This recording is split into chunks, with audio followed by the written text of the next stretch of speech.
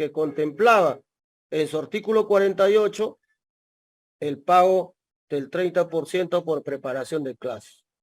Es en el año 2013, específicamente el 27 de diciembre de 2013, que se publica la ley 30.137. Esa ley hablaba del pago, ¿no?, de sentencias judiciales. Y los beneficiarios eran aquellos maestros que hicieron un proceso judicial y tenían una sentencia hasta el 31 de diciembre de 2013. En esos momentos se daba un monto hasta 50.000 soles como máximo. Posteriormente, en el año 2018, específicamente el 19 de agosto, se publica la ley 30.841.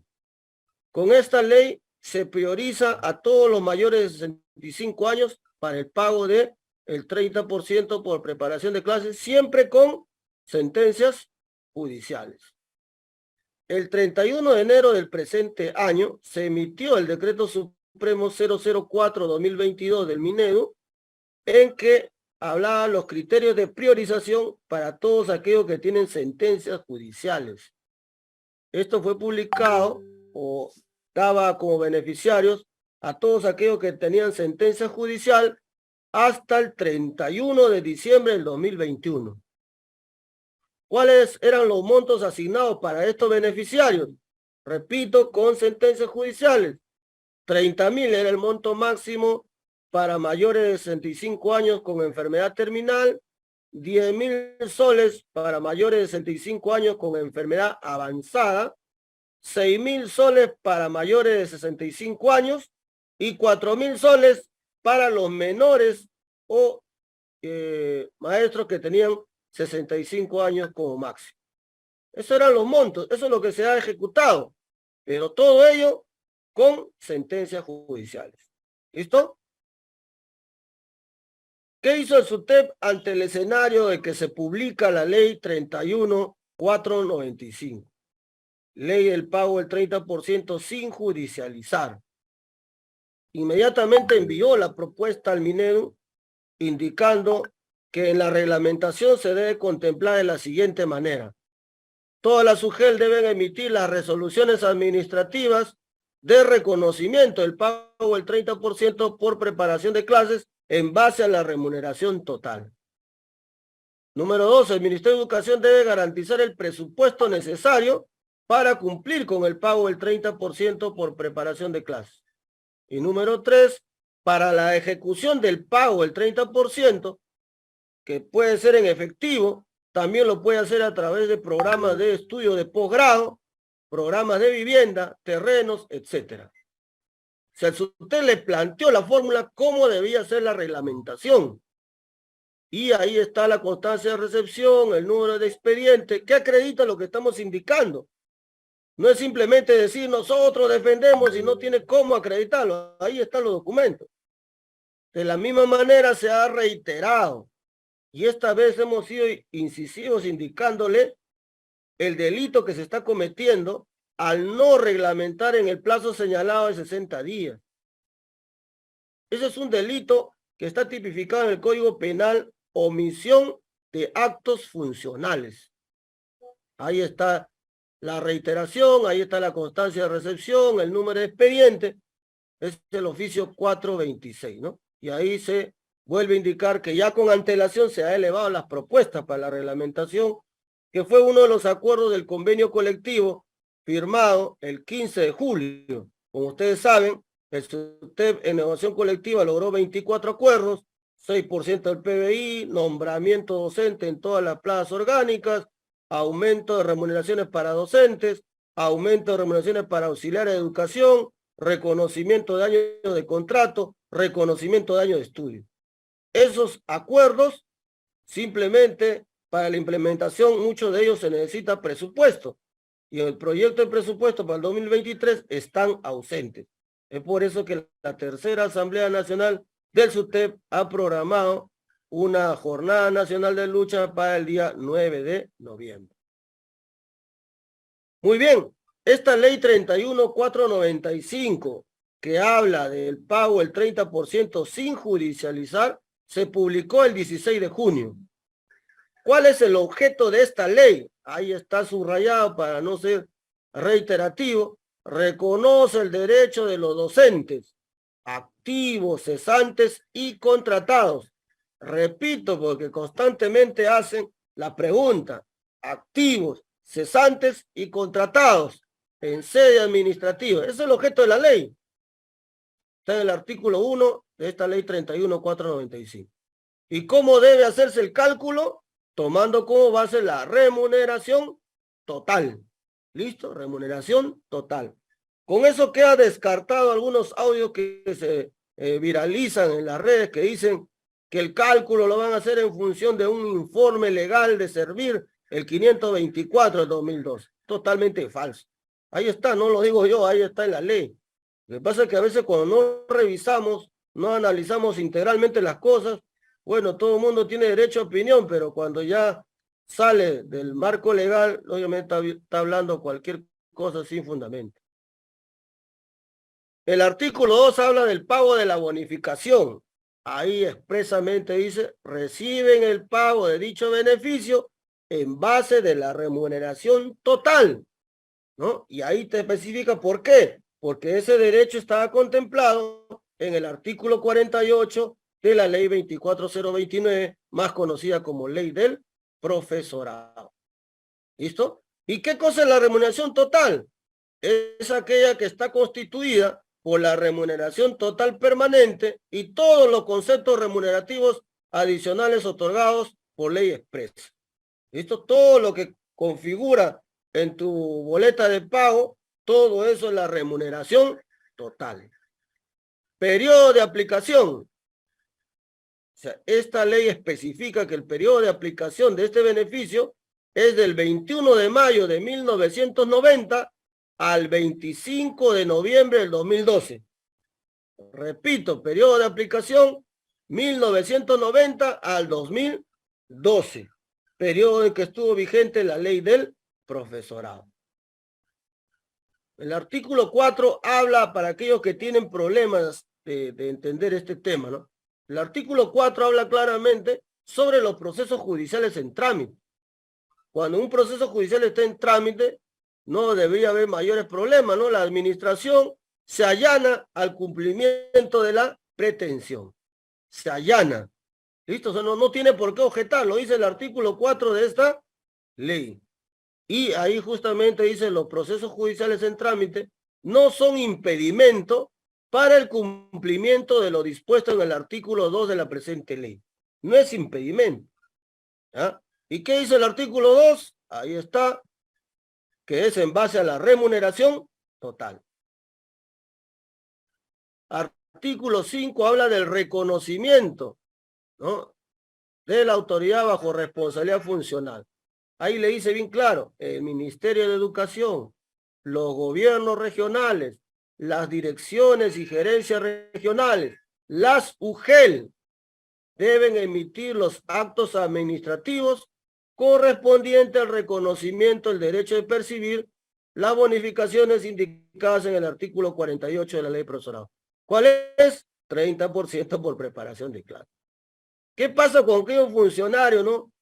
Como ahora, ¿no? Que la UGEL saca un comunicado, no podemos atender su pedido porque no está reglamentado. Ahí dice bien claro, los funcionarios y servidores públicos a cargo de la ejecución de lo dispuesto en la presente ley incurrirán en falta administrativa en caso de incumplimiento de sus funciones.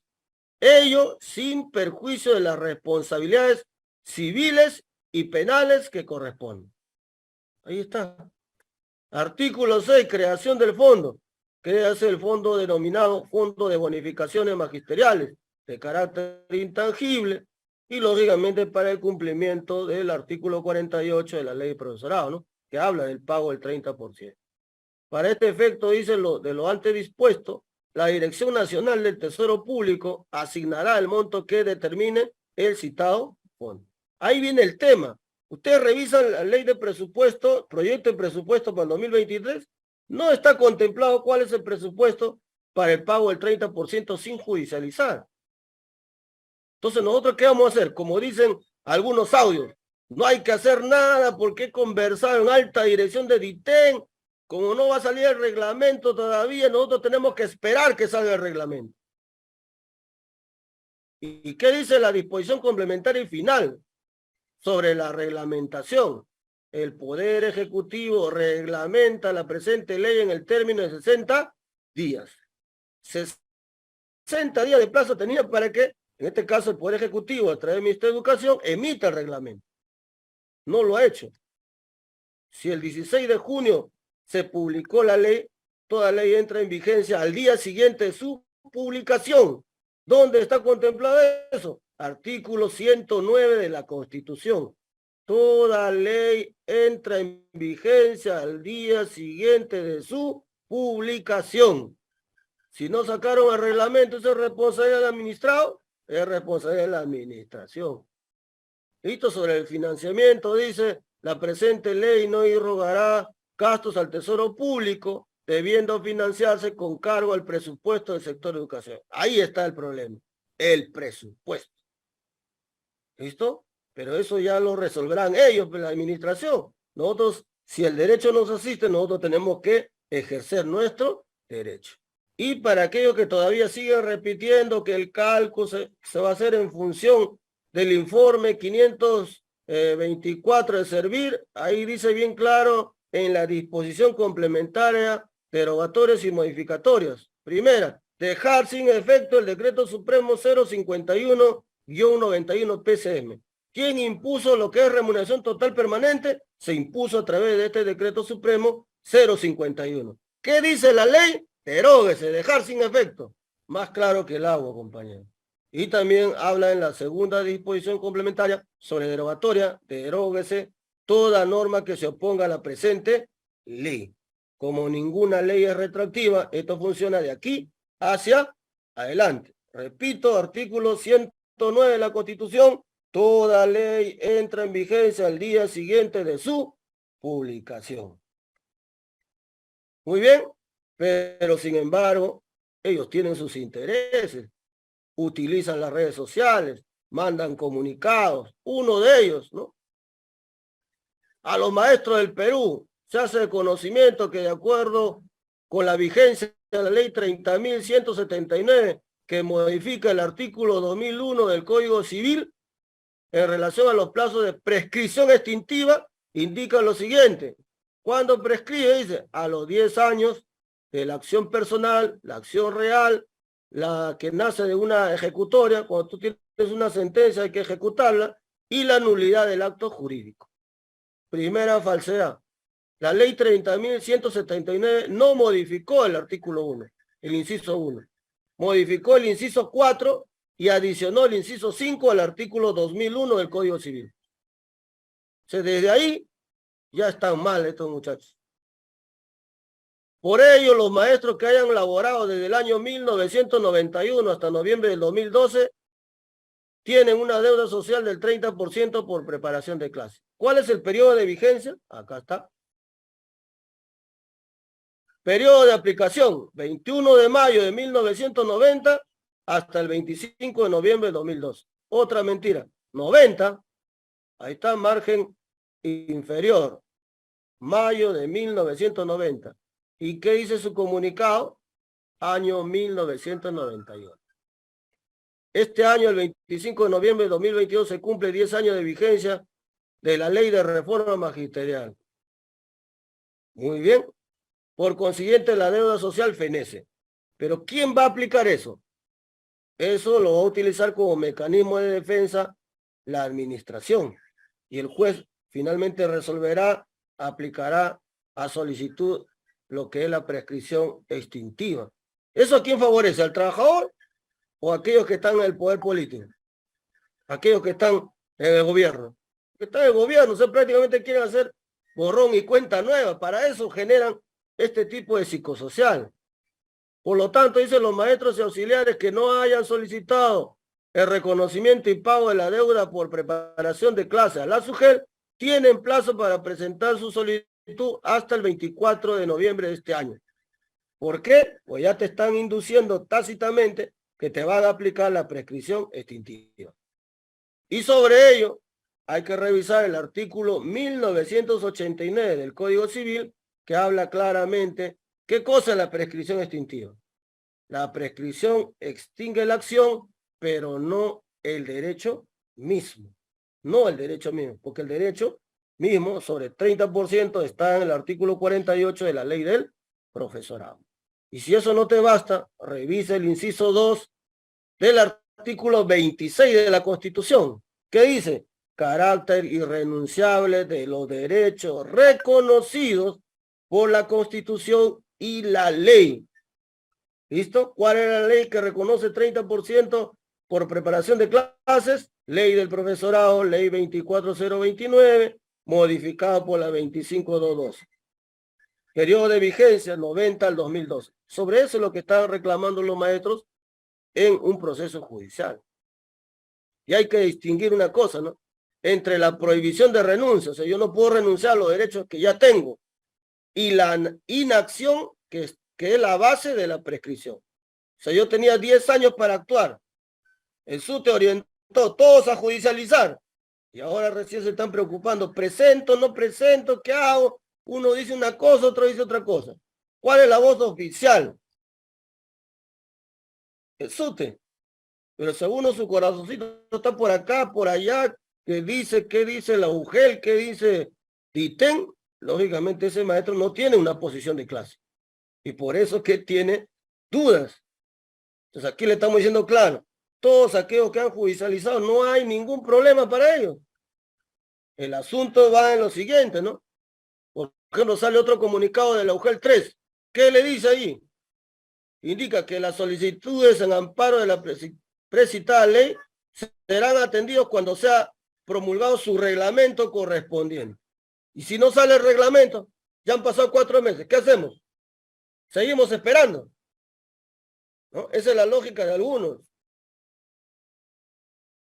La UGEL 05 también hace lo mismo. Hasta la fecha aún no se ha reglamentado la ley 31495. Esta entidad estará a la espera de la promulgación del decreto supremo que reglamente la ley en mención a fin de dar una correcta atención a todas las solicitudes de los usuarios pertenecientes a la jurisdicción de la UGEL 05. La UGEL 3, la UGEL 05, la UGEL 06 también ya sacó comunicados, todo diciendo, bueno, no hagan nada, no podemos tramitar porque no hay reglamentación. ¿Y qué dice el artículo 109 de la Constitución? Dice que toda ley entra en vigencia al día siguiente de su publicación. Eso es lo que estamos accionando. Ahí está el ejemplo, acá hay un oficio de respuesta, le dicen lo mismo, ¿no? No es procedente la aplicación para la extensión de su requerimiento porque no está reglamentada la ley 31495. Aquí hay otro, la misma situación. Falta la reglamentación. ¿Listo? En conclusión, compañeros, todos aquellos que tienen sus casos judicializados no tienen por qué preocuparse. ¿Listo? Eso sigue su proceso. Lo que tú tienes que saber en qué instancia está. Porque llegan a Cámara y dicen, mi caso está judicializado. Número de expedientes, no tienen.